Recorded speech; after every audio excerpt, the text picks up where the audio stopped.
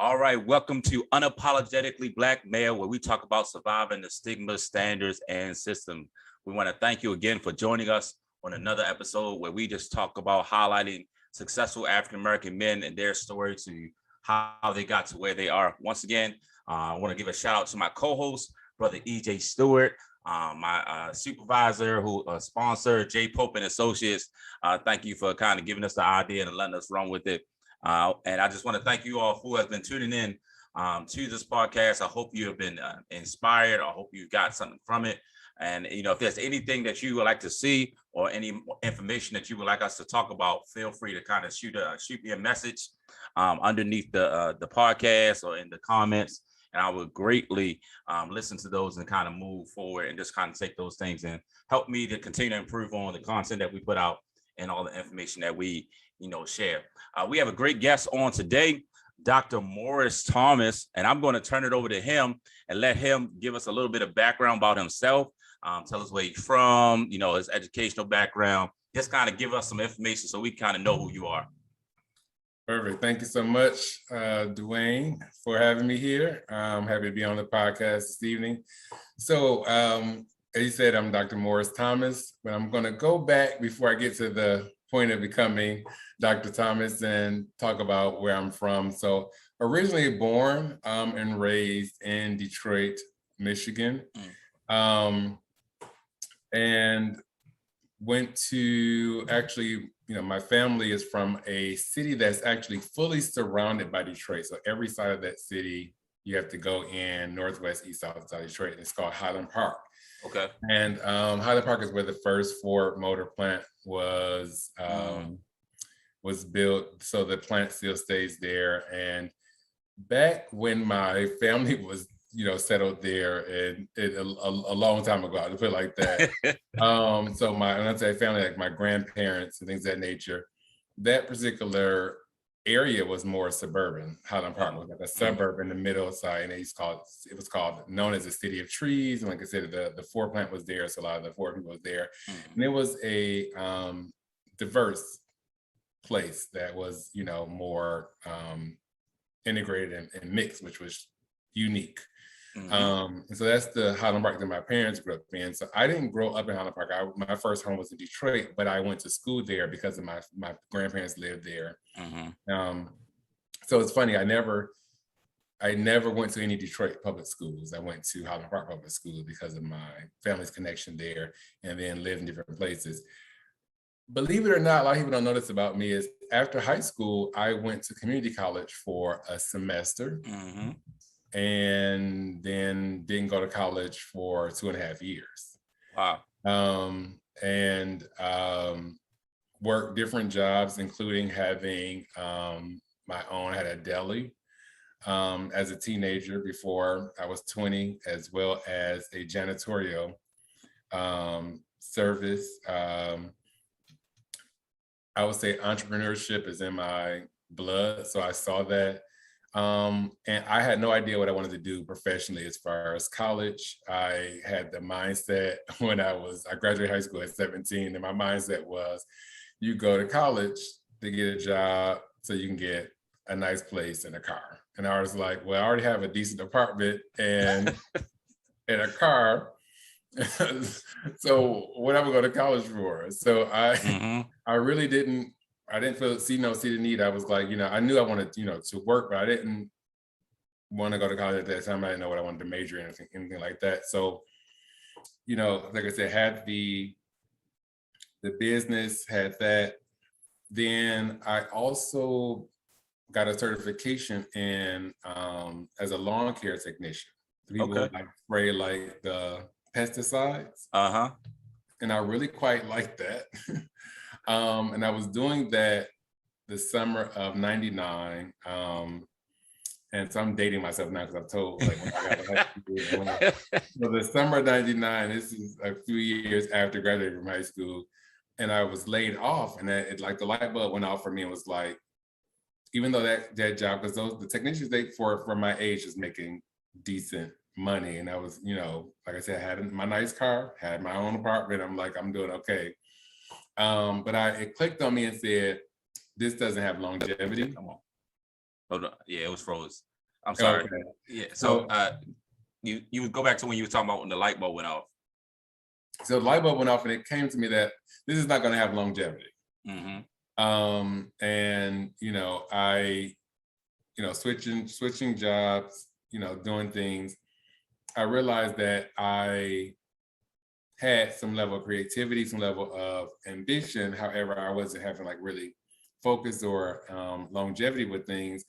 And so my thought was, I felt like the hustle that I was on, I needed a break. And I said, well, what can I do and get my Mm-hmm. parents support? I was like, college. Got you. So I'll go away to school. So I decided to go to school. And when I went to school, I said, if I'm going to go to school, even though I didn't know what I was going to major in, what I was going to do, I'm going to go all the way until I get a PhD. Gotcha. So I knew I wanted to get a doctorate, and it was a personal, not a professional goal. And so I started school, didn't know what I was going to major in. And I had played an instrument in public school. You can start playing an instrument around 4th grade in my school district. Mm-hmm. So come from a relatively musical family. Actually, my dad's brother was a member of the Parliament Funkadelics. Okay. And so I, grew up around music. Most people sang or played instruments in my family, and I played the alto saxophone, but I also sang.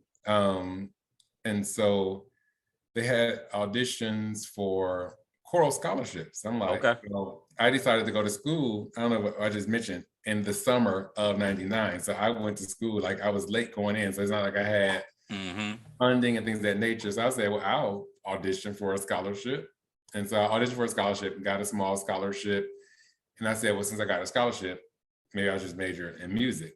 Because I was using my skills from playing an instrument to sing, because I had never sang classically or sang reading music. I had used reading music for playing the alto saxophone. So I'm like, well, if I can land this audition and get a little scholarship money, maybe I'll just major in music.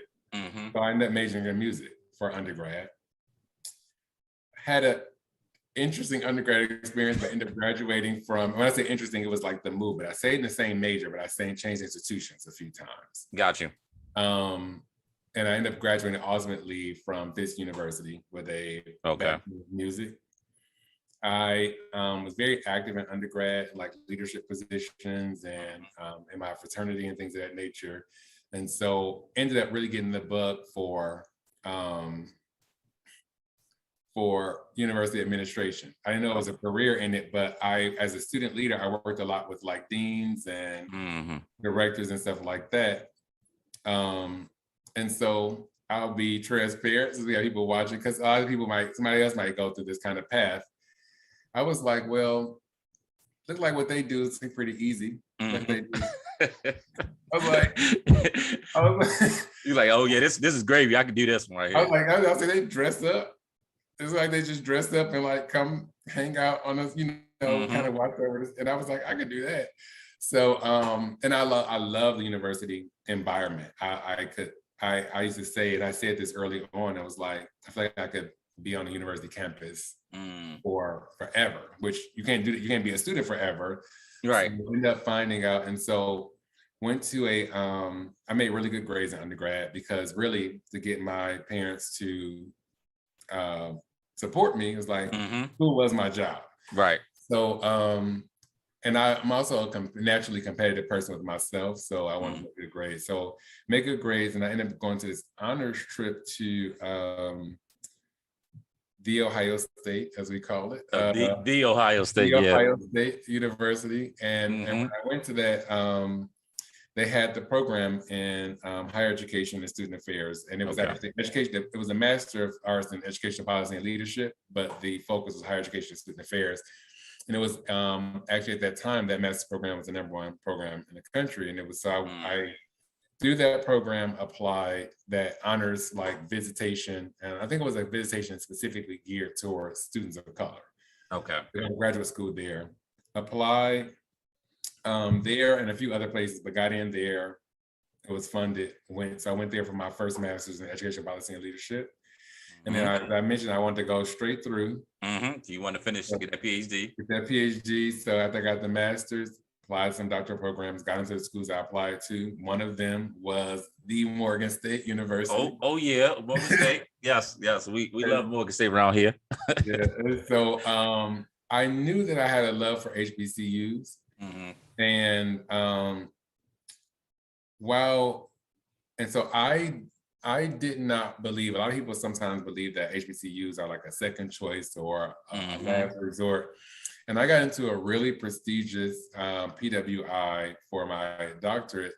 And I decided to go to Morgan because I said, these are, our institutions. They're for us.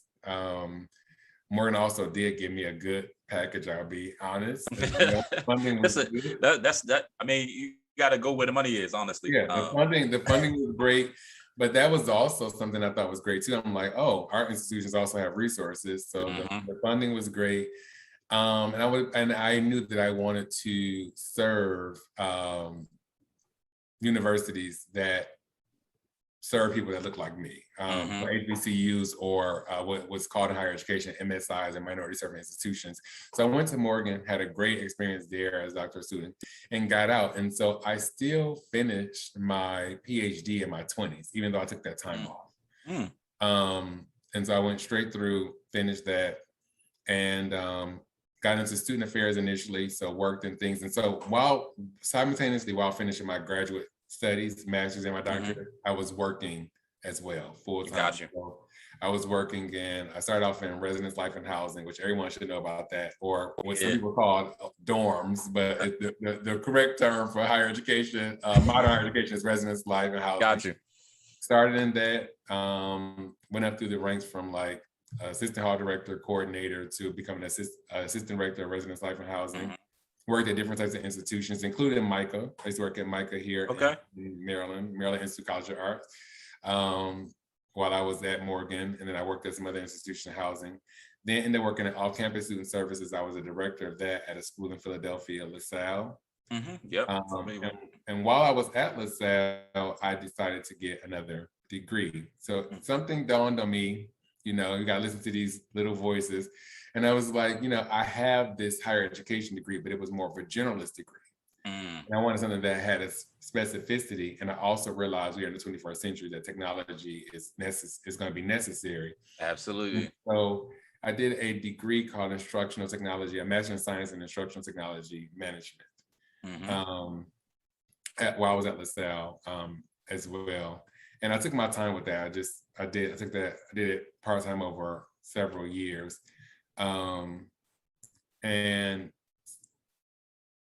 this might sound crazy, but got the bug. So my undergrad was in music. I was in the Philadelphia area. Yeah, Philly's known for music. And so I ended up starting I realized I missed singing, and I had never pursued it professionally because I went straight from undergrad into the master's program.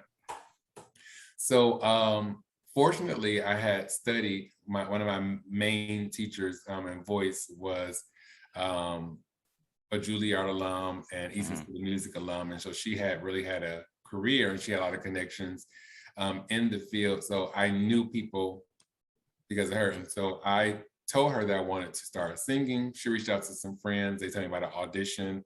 I auditioned for a production of Porgy and Bess. The opera that has basically a mainly Black cast, African American cast, and it was with the New Jersey State Opera, if I remember correctly. So right up the road, not too far from Philly. Auditioned even after 7 years of not having sung, and got cast in that production. And so started while I was working, started singing, and I ended up getting to do a recital out in California. While I was out there, I auditioned for an opera company out there, and actually, while I was just auditioning, because my teacher was like, just audition, because auditioning is a skill itself. You might be a really good singer, but that auditioning you can really mess up, which I've done. Like just, so you get better at auditioning by auditioning. So audition, got this contract, did not pay much to be honest, but it was a chance to be, consistently on the stage in a what's what I'm looking for? And I would say a reputable Okay. opera company. Gotcha. And have that experience, And so I actually left my full-time job to take this small temporary contract. And I think it was a great decision. So I went out there, staying with them. So I got to do that. That allowed me to move to California. Because I had education, I became a substitute teacher in California. So I was teaching. I also was teaching for Silver Learning Center. I ended up teaching for something called the Bell Foundation, actually teaching music for Bell Foundation, which is like a summer and also after school enrichment. Okay. Is that like for inner city kids? Or like, it is. Was it like, okay, gotcha. Well, where I was teaching, it was inner cities. I believe it's for inner city. Okay. I've heard of the Bell Foundation before. I haven't heard like the ins and outs. I just know that I've heard before that they focus on the inner city and just kind of, underprivileged areas where music. Yeah, I believe that is exactly what that's the district I was in. Okay, cool, gotcha. I taught for that, taught music for them for that, and also English. And so still was in education to supplement and subsidize the music. And I'm trying to, what I did not mention in this? What's that? I wrote a book called Focus: The Missing Factor. Okay. And the subtitle is A Practical Guide to Accomplishing Your Goals. And my target audience was for college students. So I published that a year after I finished my PhD. And and in that book, I share basically my own route, like not having that clear path from high school to college, even though people look and they see, okay, you got done with your PhD really early, you really went through, but it was like trial and error. I didn't know automatically what I was going to major in. I changed schools a few times in undergrad. Before going to college, I was, had this business, had this job, had this thing. And so I wrote a book kind of more so sharing, not a lot of times people write like directional or self-help sort of books. To me, the voice is always like, listen to me, I have it all together.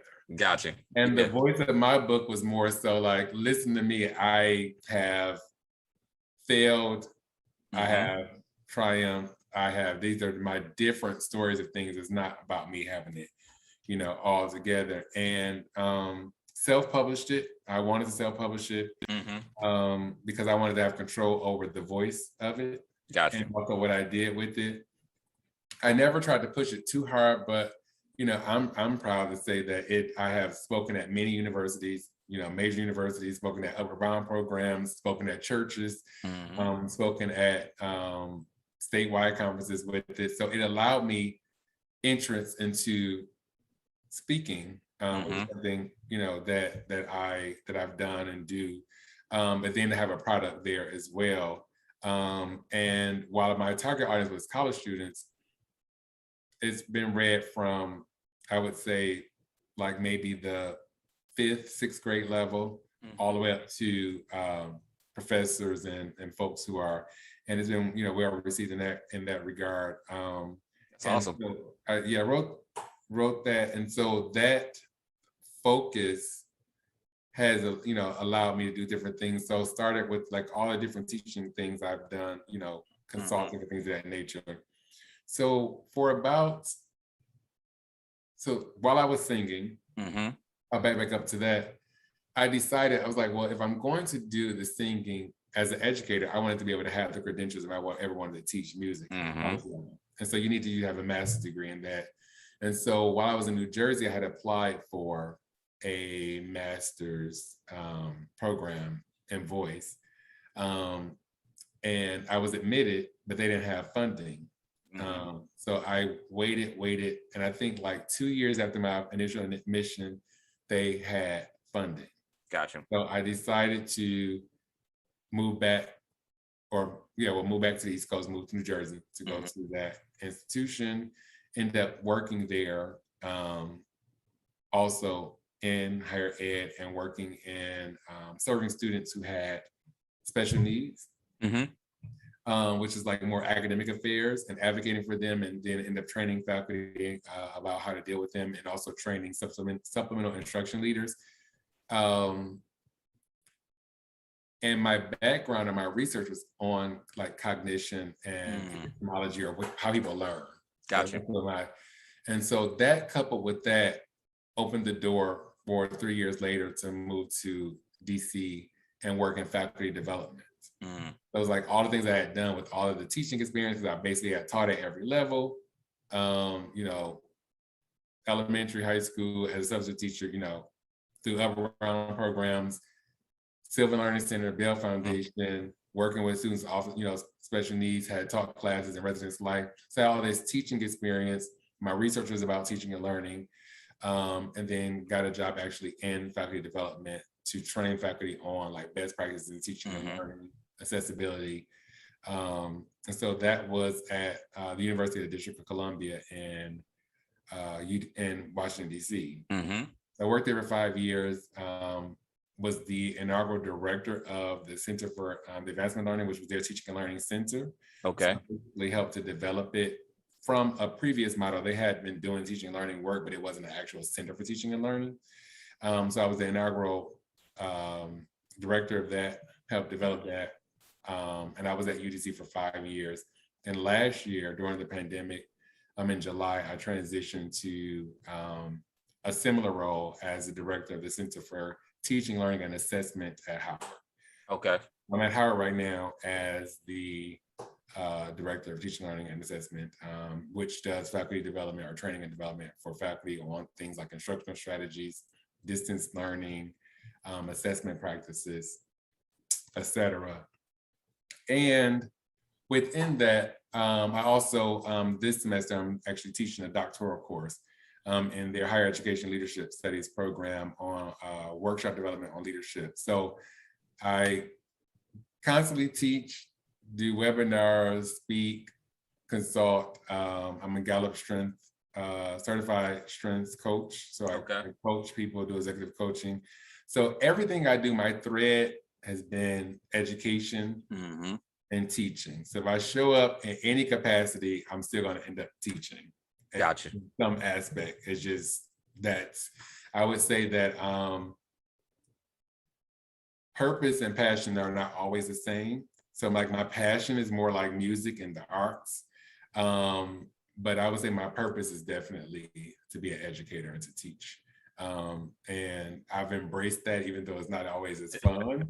It's not I say it's not, teaching is not the most sexy thing, but if that's a purpose or calling for you to do, the better, it's not necessarily for you anyway, it's with the people who get from it, who you work with. So not only do I teach, but I teach people about teaching and learning, and about, you know, enhancing learning. So. Absolutely. I mean, you have a vast amount of experience. And I just kind of sit here and listen to like you literally kind of figured this I'm not gonna say figured it out as you was going, but it's kind of like it kind of evolved, like how you said, like, all right, I took 2 years off and went to community college for a semester, and just kind of how, you know, and this is kind of probably like a normal path for many people that, you know, but they don't really know when it comes to like, oh, it's okay to go to community college, you know, to get what you need to start, or just kind of figure out, you know, what it is that you want to do. And even taking time off, I think that's valuable as well, because sometimes I believe we have become in this culture, we want our kids to go get college degrees, but some of them are not meant for college. Some of them don't know what they want to do. And we got to be open enough to hear them out and say, hey, all right, take this time off. So I applaud you for that, because that takes tremendous strength to say, all right. I mean, and I think it was probably happenstance because you already had a nice place, you had a car. It was like, oh, I got what I needed. So that's good. You know, can you in your experience, has there been anything that kind of like any stigmas that kind of in this field, in the education field, as an African-American man, that you had to kind of overcome, and just kind of have to deal with on a day-to-day basis, on a daily, or not like day-to-day basis, but like almost like on a consistent basis? Yeah, definitely. I when I was in some of the white institutions and predominantly white spaces, there was an undertone to, regardless of the fact that you were there, Mm-hmm. there was an undertone to like always try to challenge or undermine your level of intelligence. Mm-hmm. It doesn't matter the fact that we already had the instance of the black tax, which for anyone who may be watching who don't know it, that's basically saying that we have to be at least twice as good to get half as much. So you've already paid your black tax Mm-hmm. and be there, but then there's this interaction sometimes from they call it microaggressions, but it felt pretty natural and major Uh-huh. to me, um, where if you say something um, that is really profound, revealing, intelligible, is either met with resistance or fact checked and or patronized with, oh, you're very articulate. And so you have to be strong enough and kind of have enough self-identity to know who you are and not let those kind of moments deter you. Or if you do something again, like I said, that has a level of brilliance, is like, where did you get that from? Almost with it's like a implication that there must be some unethical activity or plagiarism that happens. And so that's another reason why I did not want to, I never had the desire to be accepted or belong in those spaces. I'd rather serve my own community, and I know everyone's not going to work at a HBCU. Everyone's not going to be in all black spaces, and I'm not, advocating for separatism. Right. But I do think that we have to be conscientious about where we decide to place our talents and our efforts. And I think that something you're doing should be impacting your own community, your own, people. And so those are some of the experiences that I had as the stigmas. Was like I said, it was like always like this questioning aspect, this undertone of looking at competence and things of that nature, no matter how magical of a being we were being, or it was always like that was like, oh, I'm shocked you've done X, Y, and Z, or that you did this, or that you did, and it's interesting. So I was just more so watching it. I didn't really ingest it. Got you. And let it be something that bothered me. But I did feel that I had that level of what they call double consciousness, of understanding when I walked into a space, when I spoke, when I write, and all those things, that I had to be conscious that my work, my appearance, my very presence was being scrutinized in a different way. Absolutely. And I think, that black text is, something that they don't like to talk about it, but it's there, it's evident, it's very prevalent. And it's just a matter of just, like you said, being conscious enough to know, like, I'm in this space, but I'm not going to allow it to shape who I am, because I know who I am and I know the impact that I can make through, me achieving a level of success. So I think that's very pivotal. And, and I think I agree with you that we got to, at some point in our lives, we got to make sure that we're giving back to our own particular culture, the things that raised us, the things that, made us into who we are. And sometimes we can often forget that, because we're chasing that dream of, I want the house, I want this, I want that, I want the 6-figure job. But in actuality, sometimes it's more about who you can help than, what you can do for yourself. And I think, if we can kind of get back to that model, I think it would be, tremendous for our community. Now, but with that being said, at predominantly white institutions, like, what are some experiences that you might have at the historically black institutions? Because we all know, there are some pros and some cons when it comes to the HBCUs. We love them, but there's some things that we kind of deal with or tolerate, just kind of to support our people. I'm like, what are you talking about? There's no problem with HBCUs. No. No, so I will say this. I am an advocate, so I am biased. I'm an advocate, I am a lover of HBCUs. However, you're right, there are some things. To I would say a good summary is sometimes we wait too long to adjust. We're very much traditionalists. Um, and there's a way to be historic and maintain history, but also to ensure that our traditions don't let our current practices allow us to become outdated and non-competitive and out of best practice for industry standards. So I think some of the things like I said, we just sometimes have moved too slow and not have taken the right steps.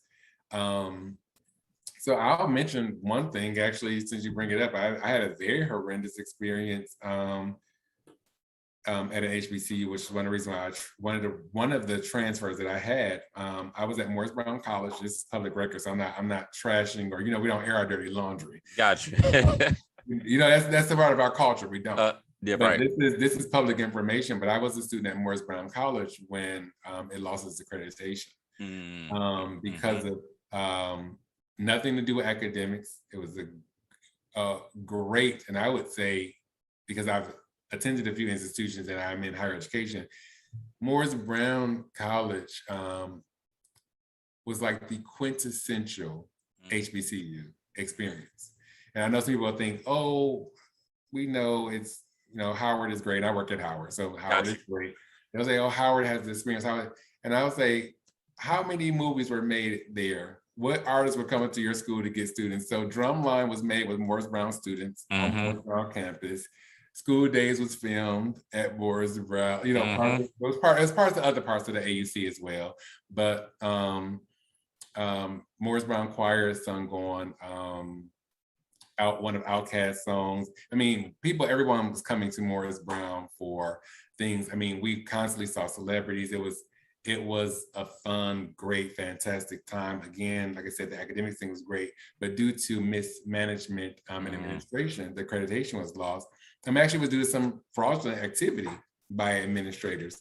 And so a student like myself who was paying, they weren't fully paying for me to go there. I had some aid or scholarship money like that, but it was a private school. It was relatively expensive.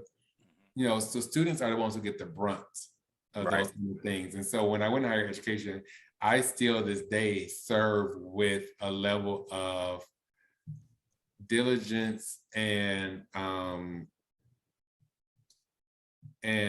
I would say commitment, because my service, even though I don't work directly with students in my role, what I do, the end of what I do, the outcome or the impact, it impacts the students. And so everything I do with the lens of, I always say, my end user, which is the students.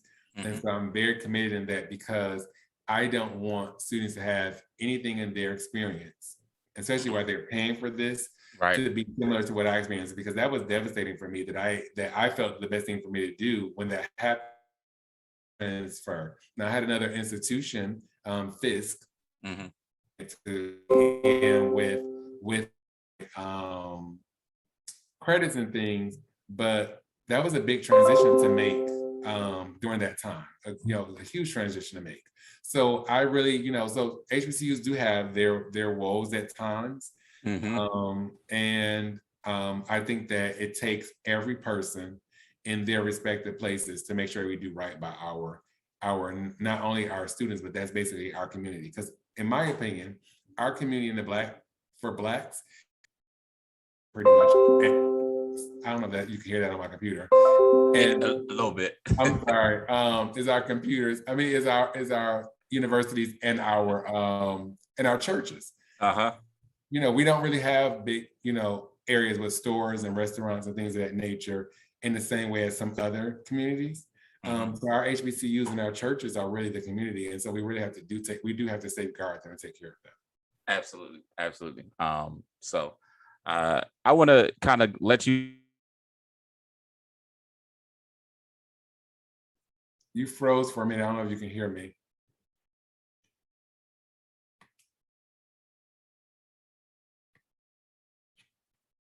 just kind of letting us know a little bit about yourself. And like everybody else success, it was a different road. And it gave you different experiences, but I'm sure you're thankful for it because it made you the person that you are. So I want to thank you for sharing. But I want to turn it over to you, let you get the last word. Just kind of, if we always ask our guests to kind of provide some encouraging words to someone who maybe listen to this, maybe someone in your predicament who was kind of figuring out life, or just in general, some life principles that you live by that kind of helps you make it each and every day. Sure. Well, again, thanks for having me. And I would say one thing I thought about before coming here was the term legacy. And I think that part of what guided me, even though, as you said, I was figuring out along the way, and I was listening, to those kind of like, it was almost like I was being guided, and I was watching things, and you just take it step by step. And so one thing I'll say is think of your decisions and your moves as far as in a situation as to what type of legacy it will leave for others. Because legacy is basically an inheritance or heritage or a level of history that is left for others. And so if you're guided by the idea of service and the idea of giving, I believe that then things open up for you, because I've had a lot of opportunities because I wasn't just thinking about myself. And then the other thing is that it's okay not to know everything. Don't let that stop you from moving. Right. Move and keep moving, and then let your path unfold, and just be sure that you're listening to your intuition, listening and watching, if you're a person of faith, watching God, if you're a person who's more existential or esoteric, if you're looking at the universe, but just listen to those different voices and follow it along and go on that journey into the place that, you'll end up in places that you never probably would have dreamed. So, get moving thinking about your legacy. That would be what I would do. Thank you again, Dr. Thomas. I appreciate that. Once again, I want to thank you all for joining us for Unapologetically Black Male, where we talk about surviving the stigma, standards, and system. Once again, thank you to my co-host in his absence, Brother EJ. Thank you to our sponsor, J. Pope and Associates. We want to thank you for your support and continued support. And if you have any suggestions, like I said before, please feel free to put them in the comments. Shoot us an email, tag us on Facebook, Instagram, and we would love to hear from you. Once again, thank you for joining us, and I look forward to meeting with you next week for another installment of Unapologetically Black Male, Surviving the Stigma, Standards, and Systems.